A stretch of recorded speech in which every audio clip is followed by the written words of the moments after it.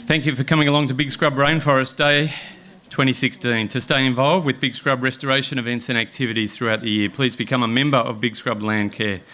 Membership requirements have changed and membership is now free. So don't forget to go into the info tent throughout the day and fill the application form to become a member. It's free and a great way to stay involved with all the sorts of things that we're hearing about today. Secondly, Big Scrub Landcare warmly thanks our principal sponsor, Flow, who we just heard from.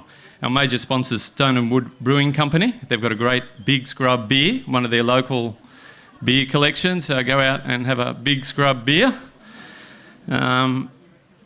North Coast Local Land Services and Rouse County Council, Weed Biosecurity, and all of our gold sponsors listed on the program. Please support these organisations that support our event. Finally, to be eligible for some great prizes, head to the info tent and complete the visitor survey and help us improve the event in the future.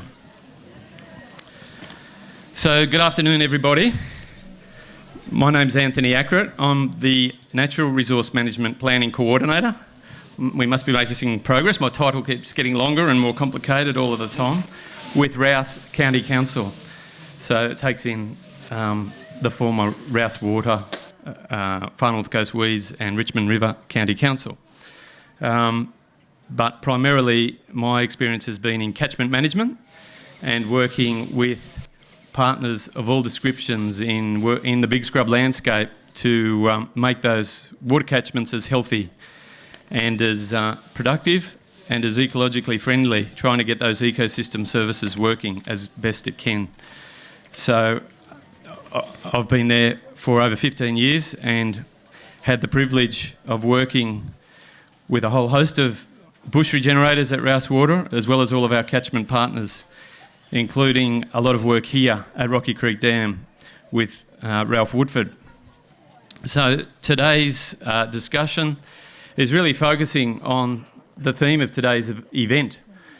We're celebrating 30 years of restoration at Rocky Creek Dam here today with Rouse County Council. So 30 years of work sounds like a long time, but when you go out and look at this site, it's quite inspirational to think what can be achieved in that relatively short span of time. Today we're going to hear from some pretty leading industry people that we have here. We're very lucky to have these people here. My job's to give them the opportunity to talk about the methodologies that have been applied here at this site and give them the opportunity to talk about the methodologies here, which we now know as the Woodford method, how that has evolved, how it's been applied in different places, different techniques at other sites, and also to hear a few anecdotes. Before we get going, I'd like to acknowledge Rouse County Council. This area here and the catchment of Rocky Creek Dam is, of course, in Widjabul country, in the heart of Bundjalung country. It's something that was dear to Ralph's heart. It's something that's important for Rouse, and we pay tribute to elders past and present. I'd also like to acknowledge the family of Ralph, who have had a hard time. We lost Ralph last year, and it was deeply felt by many people across the community. It's incredible to see the connections that Ralph had across the landscape and across the community. And we acknowledge the family here today, who here they are over here in the shade. G'day there, Jude and Ty and everybody. It's great to have you here, and yeah, it's a special day for us today. Special day for your family as well today. Okay, so a little bit about this site first. Just have some scribbled notes here that I'm going to try and just give a bit of background before we hear from the technical experts that we have here, which is not me. Clearing of the land in the vicinity of Rocky Creek Dam by early settlers commenced in the 1890s, with the cleared lands used for the establishment of dairy farms and a sawmill. We saw evidence of this in 2004 and 5 when the dam level reached 22 or 23%. A lot of people came out at that time to have a look at the dam, and we saw all the evidence of the old sawmills, the old dairy farms, the there's quite a lot of structures there in the dam, which was is what was the land use before it became a water supply dam. In 1949, following acquisition of the site by Rouse County Council for the construction of the dam, the former farmland had reverted to weedy regrowth, characterised by a mosaic of native grass, lantana and camphor laurel, which suppressed any expansion or recovery of scattered rainforest remnants. Now, transformation of the site. Ralph Woodford started here on a job scheme in 1983, and he's written a great paper. If you haven't got it, there's copies up at the Rouse stand. It was published by Tien in 2000. We've had our best at trying to update it since then, and we worked with Ralph on that. Fantastic paper where Ralph shares a lot of his experience on this site. But in that, he outlines how he started here. He started here. This, like most of the North Coast, was just an open parkland. So the weeds hadn't stretched into here. This was a parkland. And it was pretty open, bare, toilet block, a few picnic tables, that was it. And Ralph at the time, in 1983, was brought along to beautify the place. And I think at that time, Ralph, had horticultural and landscaping experience. And so he started to get a feel for this place, started to remove weeds around a few of the remnant trees here and plant. He was planting at the start there. 1983, he was planting. And he ended up in a very different spot here, of course. So over the next few years, he noticed that plants that came in, by removing a bit of the weeds around those remnant trees, the trees that came in from the seed bank, from birds, did much better than the trees that he planted, that he didn't actually need to plant. And over time, and you can get the sense of, if you knew Ralph, if you read his paper, you can get the sense of his observation, which led him to develop the methodologies that he applied here at this site and at many other sites as well across the North Coast. It's a methodology that is now recognised as the Woodford method. Just a little bit before we hear from our experts. So since 1983, an area of approximately 70 hectares has been progressively treated in 1 to 2 hectare blocks, using this methodology with progressively diminishing amounts of follow-up treatment required through the successions. So 70 hectares here, and we'll hear from Mike as well how that work is really extending through some of the work we're doing with Envine. So 70 hectares. There's been a lot of work done by many researchers, and some of the researchers are here in the audience with us. Tien was here, so I might go to Tien. Tien was here at the not too long after the beginning. Now I'm just going to, I want to give everybody a little bit of a sense of who we've got here as we go. Tien has been involved in bush regeneration for around 35 years, the last 18 years of which he has been editor of the Ecological Society of Australia journal, Ecological Management and Restoration. She's currently the president of the Australian Association of Bush Regenerators, ARBA. Tien, a lot of research work has been done here. We've heard 70 hectares have been treated, and I know a lot of that work has looked at how, now going back around 30 years worth of work, a lot of that work is now showing really promising signs of what actually has been created in terms of the ecological functioning, the species richness of those areas. So can you give us a bit of an insight just how the areas treated here have, compared to, we've got the Big Scrub Flora Reserve next door, and anyone that's been on any of the walks or will appreciate what that work actually looks like. But Tien. Yeah, thanks for that, Anthony. A fair bit of research has been done here by Carla Catterall and John Konofsky and others from UQ, is it Griffith University? How dare I say UQ? But also, while I was doing my doctoral thesis, I gained permission from Ralph to collect some data on some work he was doing up on the forest edge. So in '96 we collected data there, and subsequently TAFE, also our TAFE students collected data, and then more recently Brett and I have had a little look at what has been happening up on the forest edge, but we'd like to do a really full evaluation of how well the succession is going. So it was bare land initially, not very far distant from a very, very healthy source of seed. So when you go a nice healthy source of seed with the remnant plus birds and bats and so on that carry seeds, so flying frugivores, all you need then is a receptive site and rainforest will recover. So that was what Ralph was noticing, and he noticed it in three contexts: camphor laurels, wattles, probably the wattles were first, and then under lantana. So actually what it is it's a facilitation model of recovery, so plants act as a nurse crop, if you like, or a nurse plant for later emergence of other species. And if you can actually use that cover and perch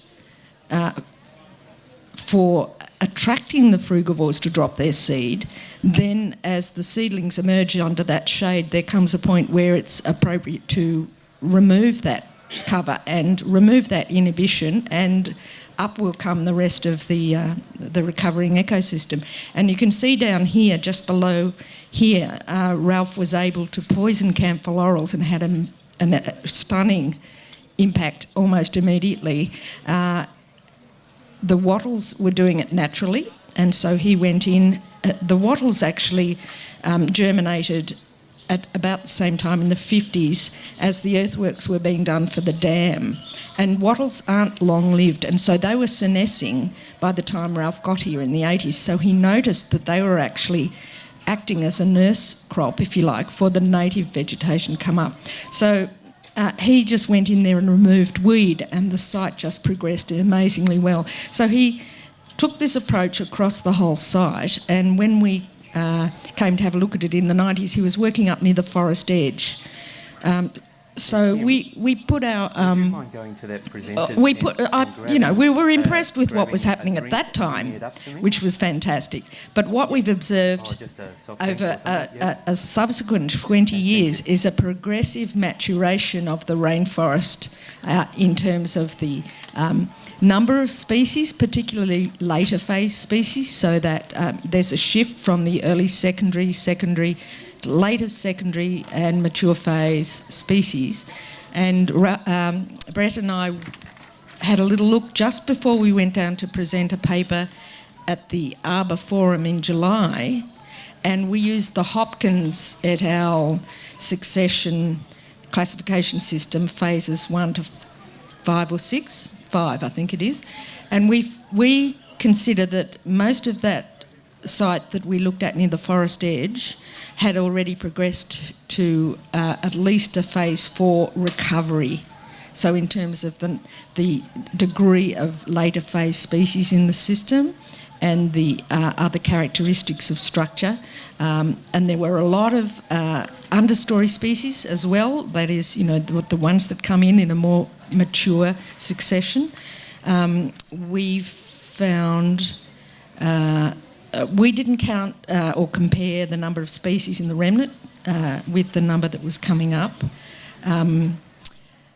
But we certainly subjected it to a national standards evaluation based on whether it's a 1 to 5 star restoration or recovery, and we found that in most of the 6 attributes it had already reached a stage of what we're calling self-organisation, so that left alone, as long as there's nothing dramatic happens, it's very likely to progress over many, many, many more decades to a mature phase system.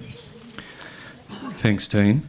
Brett, Tien's outlined that really well, but you're now responsible for taking up the, following the footsteps and looking after these areas now. So before I get there, Brett, I haven't got a bio. Brett wouldn't probably go for things such as bios, but Brett's got extensive experience as a bush regenerator.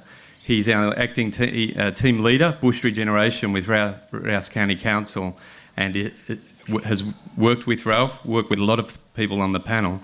and now has responsibility for looking after these areas. But I was going to say, Brett, in terms of that self-organising status, not to say you haven't got any work to do, but in terms of here, you'd probably agree in terms of what work is required in these areas now across the spillway.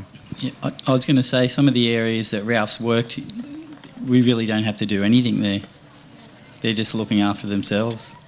The odd bit along the edge, and that's about all. So. And it's a bit of a model. That's our objective. We probably don't really set our target as the Big Scrub Flora Reserve. We're realistic, but that's where we want to be, you know, as practitioners. Can I just mention one more thing? Yes, Tien. That the area that we looked at over there on the forest edge was one of his lantana conversion projects. So, and that's what I kind of see as the Woodford method. You know, that like a lot of people are working on camphor laurel, but what Ralph was able to develop was an amazing formula for working in situations where there was dense lantana with low inputs. So I might bring in Damien at the moment. Damien O'Dwyer was introduced to bush regeneration by Ralph Woodford in the spring of 1991 at the sites beyond the spillway at Rocky Creek Dam, and has primarily been involved with broad landscape restoration projects ever since, including more recently a 6-year association with the weed program on Lord Howe Island. Damien, what is the Woodford method? Well, I'd just like to add further to what Tien just said on the lantana. I think that the Woodford method can also be applied to camphor laurel clusters and forest. I think that the Woodford method was developed he developed that method in the 80s by simply observing what the rainforest restoration process was, the natural process was. What he would do was choose his area and treat the entire area. He would treat the mid-story, the ground cover, and he would treat the overstory, whether that be lantana, privet or camphor laurel, in one block, in one hit, a primary run done with a seasonal approach. Those seasons dictated what he did.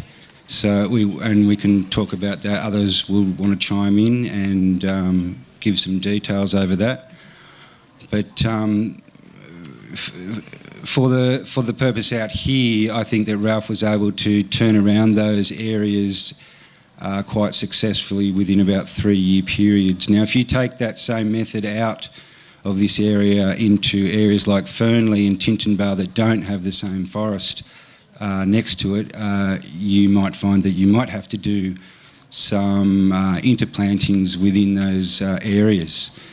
To my mind, after 20 odd years in the regen game, it probably is the most cost-effective way to turn those degraded areas around.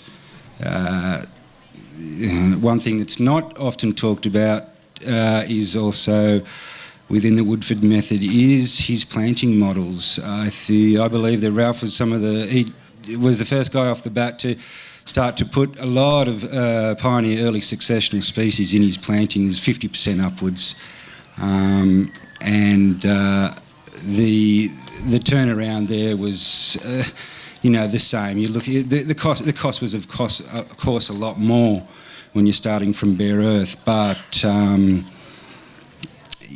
the turnaround again was 3 and 4 years with his planting models, which is I think, like I said, it was some of the most cost-effective models approach to rainforest restoration and rehabilitation that we've seen. And, we're lucky to have that legacy handed over to all of us. Thanks, Damien. Certainly, one thing that all of us who know Ralph would probably recognise that Ralph was on a mission. And I think most would say that Ralph was one of the hardest workers, if not the hardest working person that you could ever know. And as Ralph's supervisor for the 10 years that I worked with Ralph here, I can attest to that. It is hard. You know, Ralph was driven by efficiency, like Damien said, and yeah, you know, if I put any bureaucratic obstacles, it's took away from that productivity that Ralph needed to achieve, his methodology. It made things tricky. But I was going to now bring in Jesse, because thinking of that productivity and efficiency, and one thing which, you know, Ralph worked with the natural cycles and that seasonality, Jesse.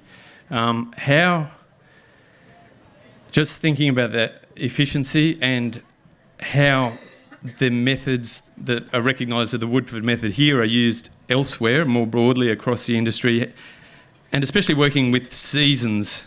Can you give a bit of insight as to how you've seen the methodology evolved and applied elsewhere? So I work with... Before I get you, Jesse, I've got your little... Jesse, I should introduce. Jesse was first introduced to ecological restoration with a 6-month Green Corps traineeship in 2000 with Envite. I've poached a lot of Mike's staff over the years. Mike's a good trainer. We'll hear from Mike in a moment. For the past 16 years, Jesse's been predominantly working within this industry, with 4 years as the senior bush regenerator in Rouse Water's catchment management team, and he's now the owner-operator of Big Scrub Regen, ecological restoration service, specialising in assisted natural regeneration and biodiversity plantings. Sorry to interrupt there, Jesse, but away you go. That's okay. So I think we need to go back just a step and talk about assisted natural regeneration. It kind of operates on two principles, resilience and disturbance. So resilience, this site has in spades really. There's migratory resilience, there's the Big Scrub Flora Reserve just nearby, and we have quite good in situ resilience. So it was degraded here at Rocky Creek Dam, but there was a few nucleus trees, there was some acacia melanoxylon and that sort of thing. So Ralph developed his approach in a kind of adaptive way. Having sustained funding, he was able to work sites when it required work. His priority was always the young restoration sites and the young plantings. So that's the first part, the resilience, the seed bank, and that's produced from generally the birds. There's some wind-borne seed like red cedar and that sort of thing in place as well. The other part of assisted natural regeneration is the disturbance, and so all restorators on the North Coast kind of fit within this kind of spectrum of disturbance. You have quite precautionary restorators up one end, and then you have up the other end using kind of machinery and high disturbance. So in a way, we're like the gap that gets created in a forest when a tree falls. We're using different approaches to kind of elicit a germination of rainforest species. The composition of the seed bank generally is made up predominantly of pioneer species because they're longer lived seeds, so we know that the mature and secondary phase don't have the same viability. So Ralph's approach was designed to create the right disturbance at the right time in order to get the best germination from the seed bank, and that was the early successional species. So by going in and working an area in winter, which is actually the best time for us to do our primary work, by the time we get through spring and summer, a lot of that biomass created by the killed weeds would have started to break down, fungi and humus. Autumn, good time for things to germinate. So he was using an approach within a seasonal context to get the best response from the seed bank that he was working with. So I guess I can hand back Anthony. Yep. And Yeah, thank you, Jesse. I mean, it's interesting looking at differences, like you say, in that spectrum of intervention, different methodologies of making that disturbance. And, of course, the spectrums of sites, all sites are different as well. I might now bring in Mike and Rosemary, and I'm getting to you as well, Rowie. But Mike and Rosemary are more industry leaders, and we're lucky to have them here. Mike Delaney is Manager of Envite Environment. Mike has been with Envite for 23 years and has been part of the bush regeneration industry in northern New South Wales since 1980. Mike set up a rainforest nursery in 1978 and teamed up with Tien McDonald and Rosemary Joseph in 1981 to start a regeneration project at Rotary Park in Lismore. Mike, just thinking about Jesse's comments there in terms of, different spectrums of approaches and sites. You've certainly applied, I guess, some similar techniques. I know the work at Wampu Gorge, as well as the project here that's been you've been working on, have applied similar methodologies. But with that rich vein of experience, how would you view the work that's been, the approaches that have been applied here and their influence across the industry and across the range of sites that you work at? Yeah, look, Anthony, I guess one thing you need to be clear about the Woodford method, and that is Ralph had a tremendous advantage working in a site here with the maximum amount of resilience you could possibly find on the far north coast of New South Wales. He also had a really great advantage that he worked here for several days at a time for many, many years. And I think one of the things that he, has already been pointed out, the seasonal sort of development approach that he had, but he also had, he almost had an Aboriginal approach to things. He was out here and he observed. He observed what was going on. He observed the places that were best to work at different times of the year. He observed all kinds of bird life and activity that was going on, what sort of seeds they were carrying. So he built this tremendous natural sort of environment knowledge that, unfortunately, for many of us working in the isolated remnants that we had, we weren't able to sort of gather that sort of information.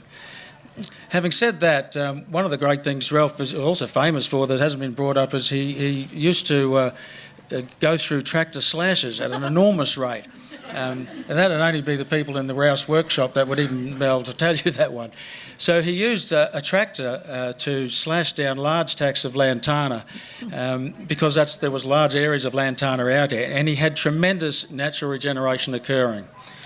Now, when we had a project at Wampu Gorge, and it's an area very similar to here because we've had the advantage of having Nightcap National Park on one side and Gunningarra National Park on the other side of the gorge, we knew there'd be a lot of regeneration potential and resilience on that site. So we actually convinced a four-wheel drive tractor operator to take his tractor into the site. It was a pretty rocky site, and we've never seen him again after he did the job, of course.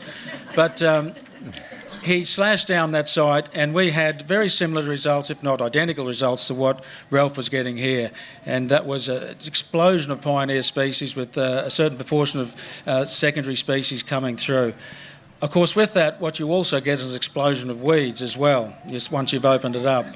But that disturbance of slashing the lantana down and then also coming through in the disturbance just of the tractor moving through that site is what created that massive explosion of regeneration. Further on from that, we've done some work on a 12-hectare site just north of here in the Rousewater area, and luckily it's a 6-year project. And we're into the 5th year of the 6-year project, and it's again just full of. It's dominated by lantana. There is camphor laurel as well through it, but mainly lantana is the dominant weed. Now we wouldn't convince anyone, not even Ralph, to reverse a tractor into that site. So we've used the splatter gun technique on that. Now, for many of you, if you're doing stuff on your own property, you know what I mean with a splatter gun. It's a very high concentrate use of herbicide, a 9-to-1 ratio instead of a 50-to-1, so very, very strong. But you only have to do a thin strip spray. You're not mass spraying the whole foliage. So we've used that technique throughout that site, again with tremendous results. A really explosion of pioneer species coming through with tertiary, secondary species. And one of the things is that probably there's not nearly as much as disturbance because the tractor's not running and disturbing the soil quite as much, obviously. So the regeneration is probably not quite as on par as what you get from the tractor, but also to add to that is that the weed explosion isn't quite as intense either. So our follow-up work isn't quite as intense as it would be in a site where you have that explosion that he was having here. So that's sort of two areas where we've sort of, I suppose, used his technique and then advanced into another area. And I guess with Ralph is that he really tackled this with gusto. And before that, I guess, and when Tien and I and Rosemary started at Rotary Park, we were using the strict Bradley method, and it really didn't go anywhere, and I'm sure they'll agree with us. And that was the going method at the time. Then once we realised that wasn't working, we moved into what was the example that was being used at Wigham Brush, and they were the pioneers of rainforest restoration in New South Wales. And I never forget, I always talk about the cat's cry of the person that worked down there, John Stockard, who was a Canadian. And our mentor of the time, Keith King, came into Rotary Park and said to us, look, I've just seen what they're doing at Wigham Brush, and it's really dynamic. We've got to change tack here. And he said, the words that John said was, and this is in a Canadian voice, you just got to get meaner and meaner. Mm-hmm. And I think Ralph did that, and he probably didn't know that John had said that, but he was already applying that mean technology, and we've continued on being as mean as we possibly can. Funding. Unfortunately, the government hasn't ever been forthcoming with as much funding as we would need to be really mean. Fantastic, Mike. I like to, harness those sorts of energy into making a difference on our sites. That's probably a great introduction there, Mike, to Rosemary, who another of our esteemed industry leaders here. Rosemary first became aware and interested in bush regeneration in the early 1970s when living next to a weedy bush block on the North Shore of Sydney. She later moved to the north coast of New South Wales and commenced regeneration work in Rotary Park Rainforest Reserve in Lismore with Keith King, Mike Delaney, Tien McDonald in the early 80s. She began teaching bush regeneration and rainforest restoration at TAFE in 1990 and continued for 12 years. Rosemary's worked with national parks, several local councils, including Gold Coast City Council, who have a big program, land care and dune care groups, private landholders and developers, both in the field and the preparation of restoration plans. From 98, Rosemary ran her own bush regen and consulting company. And Rosemary retired in early 2014. Rosemary, with that wealth of experience that you have and just listening to that discussion of the approaches here, how it's been applied elsewhere and some of the different experiences you've had at sites and different techniques you've applied, how would you see the legacy of the Woodford method and how similar elements, aspects to that have been applied in some of the work that you've seen or differences in that approach as well? I've never had the fortune to work with Ralph, although I used to bring my students from TAFE out here quite often, and they go away exhausted at Ralph's energy, thinking they could never ever do that sort of thing because he was just so enthusiastic and energetic. I guess Ralph had the same approach to regen that we all have, that is we want to get the bush back again. And Jessie spoke about resilience and Mike's spoken about resilience and so on, and maybe that needs a little bit of a definition, because to me resilience is the bounce back ability of a site. That's not a scientific term, but it's one that helps me understand it. So you look at a site and you say, what's the bounce back ability of this site? How are we going to restore it? And as Jessie said, in situ, that is looking at what seeds might be in the ground, or migratory, that's what birds or flying foxes or animals are going to bring in seeds. So you need to assess that. And I think we do perhaps Ralph a disservice to say he only did use this method here. He worked on a lot of other sites, and Ralph would have looked at each site he went to and assessed that bounce back ability and adapted his methods accordingly, which is what we all do. Jesse, well, you might assess them wrongly too, and that brings to the next phase of good regen, and that's monitoring what you're doing. You assess the site, you look at the bounce back ability, you think, I'm going to use these techniques, these methods, that's going to work well. But if you think, that's it, I can just sit back now and watch it, maybe what you assessed and what you've done is not the right thing for the site.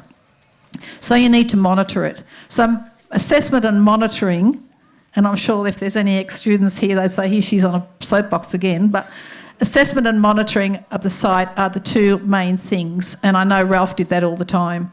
You know, see what happened as a result of his methods that he was using, and adapt it to the site. And if it wasn't working, then change it. We didn't have the luxury of working in seasons, did we, Mike? Except for Rotary Park, we were there Rotary Park, we were there for about 400 years, I think. And now nobody's really there because the flying foxes and the ibis took over, and we're sort of waiting for them to go a little bit. But yeah, we worked in funding seasons rather than the climate seasons. So we couldn't wait quite often for winter to do some weed clearing work. We had to do it in the height of summer. So if we'd opened up the whole of the forest from all the strata of weeds, as Ralph was able to do, we would have just frazzled that remnant. So we had to adapt our techniques. Sometimes we just open up the understory of weeds and leave a lot of the weed trees in the canopy and maybe gradually remove those over time. So our approach and our methodology would vary from each site. So I think that's the main message I have, that let's not just call it a Woodford method, let's call it a Woodford approach, where he looked at where he was working, he assessed it, he monitored it, and he adapted his techniques accordingly, and he got the results that we can see around here. And that's what all regenerators try to do now as well. We work with the site. Okay. Thanks, Rosemary. One thing, you're right, is the importance of monitoring and understanding exactly what we're doing on our sites and the results we're getting from it. And Damien touched on the efficiency of what we do, and Ralph was certainly very aware and very much in tune of what was happening on those sites. And we're also lucky that he worked with Tien and with some other researchers.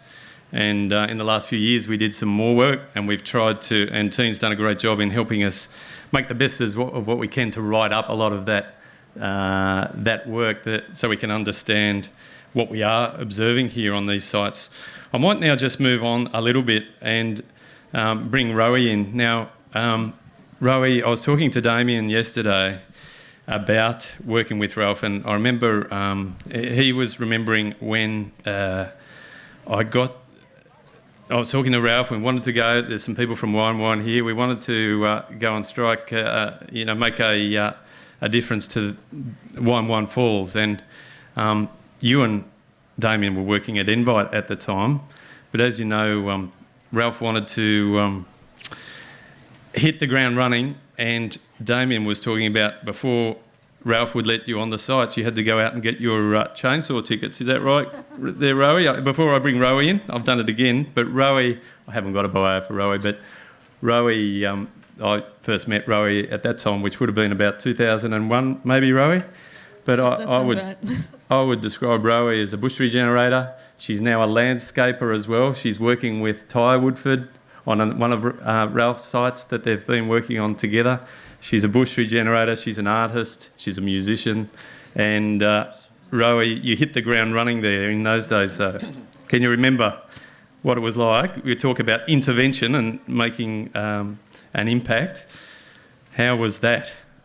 Oh, it was a steep learning curve for me actually. Getting on the chainsaw and just going for it really in large areas was what we were required to do at that point. So that was fun, quite hard work, but very good. I enjoyed it. We worked mostly, by the time we started, that was a contract with Invite, but we actually started working with Rouse Damien first, I think, and by the time we came on board, most of the forest beyond the spillway had already been regenerated, so it was almost no work was required hardly. So I think that if you could, attribute a whole remnant to one man, the Woodford scrub is one. So that was great, and we really took on board his methodology, and I for one saw great results from it after working with lots of other industry members and seeing lots of other sites. I found that his approach was really, like Damien said, efficient, and we were seeing great results, and we were able to move through sites really quickly. He finally had a team underneath him that he could delegate work to, so we were able to move through sites very quickly and capture those sites to a sort of pioneer early successional stage, which was really heartening to actually see results quickly, because I hadn't been in the industry for that long at that point, and so I hadn't actually seen a lot of regeneration. So that was really a wonderful thing to do, and Ralph was very forthcoming with his knowledge and his heart and everything. He really gave us all so much, and I'm just feel so lucky to have worked with him, because he was just a wonderful man. He was a hard taskmaster, but that's all something I think that we should take from it, which is if you do have drive, you can actually achieve this wonderful thing. All of you out there could actually do the same thing, given if you have a little patch of bush, you could actually revert it, and maybe not to a beautiful latter phase stage that we have over here beyond the spillway, but you could actually capture your own sites. Thanks, Rowie. We're starting to run out of time, so we've heard a lot about techniques. I might just whip around the panel, just I guess some brief observations or what you've taken from working with Ralph, whether it's something about technique, whether it's something else that you've taken from working with Ralph. It could be one or two words, but maybe if we just move along the panel, just some things that you've taken and what you really... It's a big question, I know, but Brett? I think like what Rohen said, really lucky to have worked with Ralph. And, he's not with us, but he still motivates me every day when I work, and that we can achieve, great things when you really work hard at doing them. And that's what I got from Ralph. Yeah, I got a lot similar to that as well, but I also remember in his article and in his presentations about his work, he would say that his efforts to heal nature have created an opportunity for him to also heal himself, and that, in fact, restoration is very healing for our relationship with ourselves and with nature. Yeah, what Tien said. Listen, to any landowners or practitioners that are interested in this and are new to it, you've got to have the commitment and you've got to have the energy to do it. You can apply the Woodford method or a more conservative method, do your homework, find out what you want to do, but those are the two things, and of course a little bit of money. Thanks. Anthony, do we have time? Yes, we've got time. In true form, I wrote a poem, so bear with me.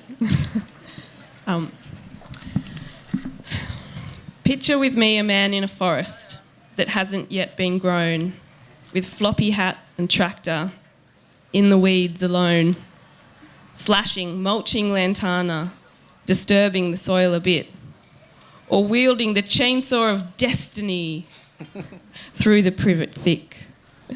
And the camphors, the seed bringers, were respected, yet all drilled to become a perch and not a source of endless spray pack refills. 2 hectares at a time were laid down for mycelium to eat. For a secret the forest Yoda knew was biding beneath his feet. And through the heat and humidity of autumn's promised rains, he had a vision of life returning to Rocky's edge again. So he battled foreign farmers' friends, tobaccos and the like, so the pioneering trickle could say, "I'll take it from here, all right?" Until the early successional up-and-coming pushed up through the ranks, he gave them all a hand up with a handweed or a spray tank. But by the time the mature phase came, they were given just a cursory nod because Ralph, that Ralphinator, had set his sights on another plot. He would say, "Observe and learn how nature comes back if given half a chance. And here's an epic example of work I prepared for you in advance." So I implore you all to remember him when you tackle your weedy mess.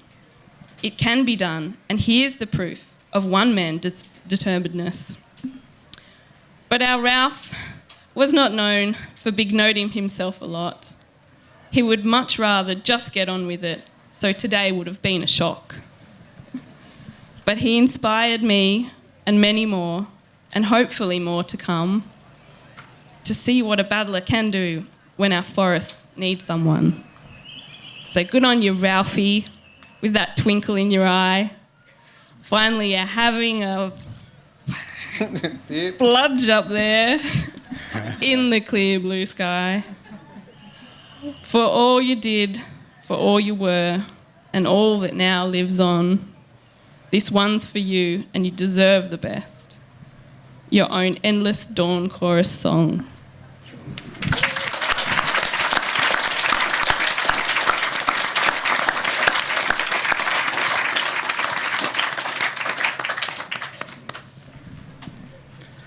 Thanks, Anthony. That was... Sorry, Damien, you're next. No, I've got to follow that. Jesse, sorry. Yeah, Ralph's work sustained him. It really did. Bush regeneration is a really tangible thing to see the forest coming back, and he had a real connection. And whenever he spoke to groups, he'd talk about that connection that we must have in order for us to sustain ourselves. And just to touch on what Tien said, that quote from Ralph is true. It is the process of restoration. There's something therapeutic about it, something restorative in yourself when you're working to restore the environment. And so I guess that's what I got from Ralph, a connection to a connection, yeah. To me, excuse me, Ralph epitomised dedication and energy in everything he did, and he didn't have the arrogance to believe that what he did was right, that it was a prescription that his prescription was the right prescription. He had the humility to keep on monitoring, looking at the site and observing, and that's where he learnt so much, just observing how nature repaid him for what he was doing. Yeah, well, I never worked side by side with Ralph, but certainly, we had lots of conversations and talked about lots of things happening in the industry. I think Ralph, many people would know that used to come to Big Scrub Day. He was an inspirational speaker. When he took people around the property around here, he probably pulled, the only person who could pull a bigger crowd than Ralph was probably Bob Brown.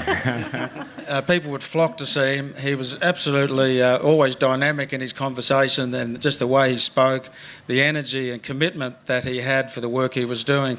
And I think, like all of us up here, and all the people who work in this industry, it's not an industry that you're driven by money. It's an industry driven by commitment.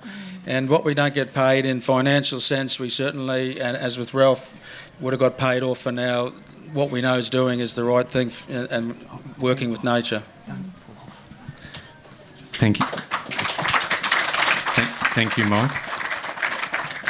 what Mike says about Big Scrub Days, right? We'd pack all the tents up, everyone would be going, and we'd think, well, whose are these cars here? What happened to these people? And it'd be getting dark, and suddenly out of the forest would come Ralph and a tribe of followers who'd been out on the late regeneration walk and would appear, and that would be hours later.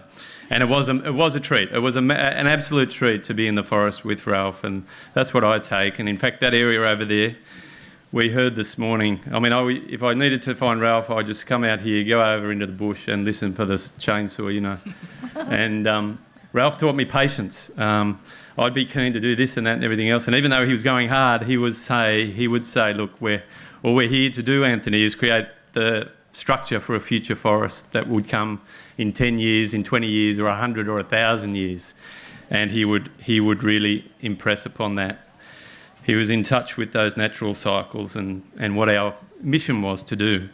And people might have heard at the opening ceremony this morning, we had Kim Lavelle, Rouse County Council General Manager, announcing that the area beyond the spillway will now be recognised as Woodford Scrub. And this contribution will be recognised through the placement of a plaque at the lookout recognising this commitment. We'll have signage there recognising the 30-year process of restoration at the site. Finally, I'd just like to invite Tien. Mike, if you just turn around, on the table there is something there. If you'd bring it along to Tien. And I know there is representatives of Ralph's family and Ty, who's following in Ralph's footsteps on some of his sites there. Maybe you'd like to come up, Ty. But Tien can I hand over to you to talk about what you've got there and to present what you have there. I might hop down. What we're going to present today is on behalf of the Australian Association of Bush Regenerators and part of the inaugural Arbor Awards. One of the awards given this year for Major Pioneer in Bush Regeneration, awarded to Ralph Woodford.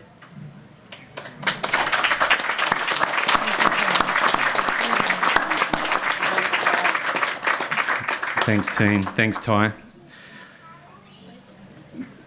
I don't know where you go from there. We've got loads of people from the community, Wine and further afield.